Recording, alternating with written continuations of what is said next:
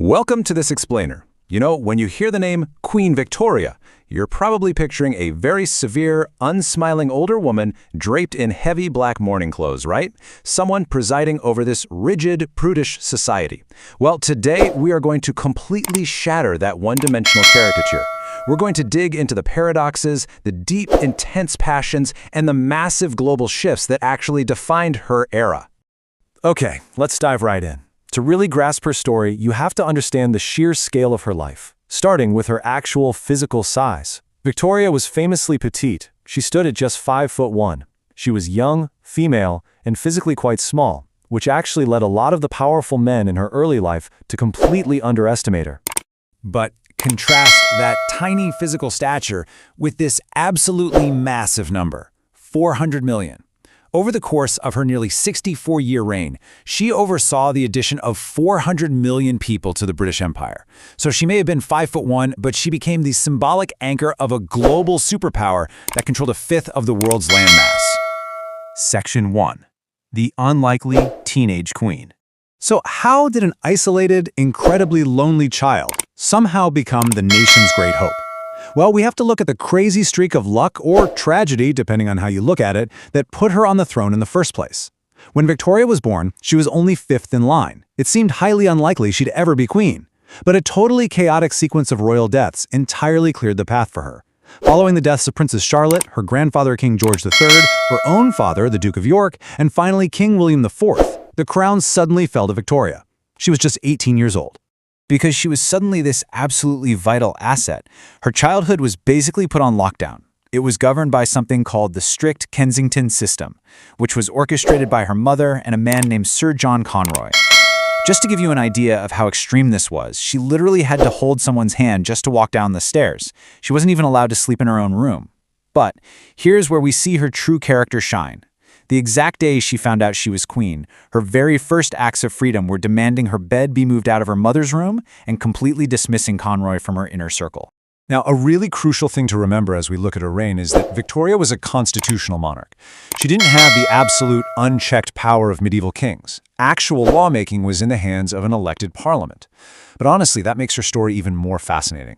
Her behind-the-scenes political maneuvering, her right to be consulted, to encourage and to warn her prime ministers, made her incredibly influential despite that limited formal power. Moving on to Section 2, a revolutionary royal romance. Remember that myth of the prudish, unfeeling monarch? Yeah, completely false. Because she was the queen, she actually had to be the one to propose to her cousin, Prince Albert, completely redefining the royal family through a fiercely passionate marriage, which was super rare for monarchs at the time. And she was utterly smitten. In her wedding day diary, she wrote, "Oh, how I adore and love him, I cannot say." And she had plenty of space to say it. Over her lifetime, she wrote over 60 million words in her diaries, recording her deep romantic devotion to him. Theirs was a true, profound love match. It is wild to think about how much of modern life this one couple shaped. Seriously, if you've ever been to a standard Western wedding or put up a Christmas tree, you are literally participating in the Victorian era. Victoria and Albert popularized the white wedding dress, Albert brought over the German tradition of the family Christmas tree, and Victoria, who actually hated being pregnant and suffered from postnatal depression, championed the use of chloroform for pain relief during her 8th and 9th pregnancies. She completely defied the clergy of the time to do it, paving the way for modern medical pain relief. Section 3. Transforming Britain and Beyond. While Victoria and Albert were busy building their massive family of 9 children, the world around them was accelerating at an absolute breakneck pace. When Victoria's era began, people and goods moved around Britain by stagecoach at a sluggish average of 12 kilometers per hour. By the 1850s, thanks to brilliant engineers building railways across the country, that speed jumped to 80 kilometers per hour. Almost overnight, the world shrank and commerce exploded. But, to truly understand this era, we have to take a hard, impartial look at the Great Victorian Paradox. Yes, there was incredible innovation. Albert actually spearheaded the Great Exhibition of 1851, which was this glittering showcase of global technology and culture. But that existed right alongside crushing, harsh poverty, dense slums, rampant pollution, and a society strictly, rigidly divided by class.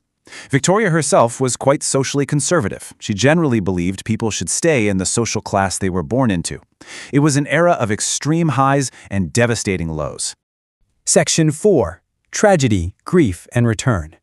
All that glittering progress and domestic bliss, it came to a devastating, screeching halt in 1861. Prince Albert died of typhoid fever. He was only 42 years old. Victoria was absolutely paralyzed by grief. She felt her world had entirely ended, writing that her life as a happy one was over. And this right here is where the image we all know originates. She wore mourning black for the rest of her life and retreated into a deep self-imposed seclusion. She essentially vanished from the public eye for years, causing her popularity to completely plummet. The public and the press were openly questioning her ability to continue ruling. So, how did she finally come back?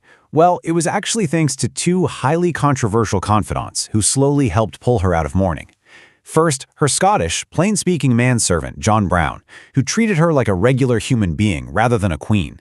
He helped her step back into politics, and she openly supported the 1867 Reform Act. Later in life, her Indian teacher, her munchie, Abdul Karim, sparked a renewed vigor in her. She even learned to read and write fluent Urdu from him. Both of these men were fiercely disliked by the royal court. But Victoria? She didn't care. They gave her her confidence back. Section 5. A complex global legacy. Her comeback happened to perfectly line up with the most aggressive and today most debated expansion of British power in history. The scale of imperialism during her era was just staggering.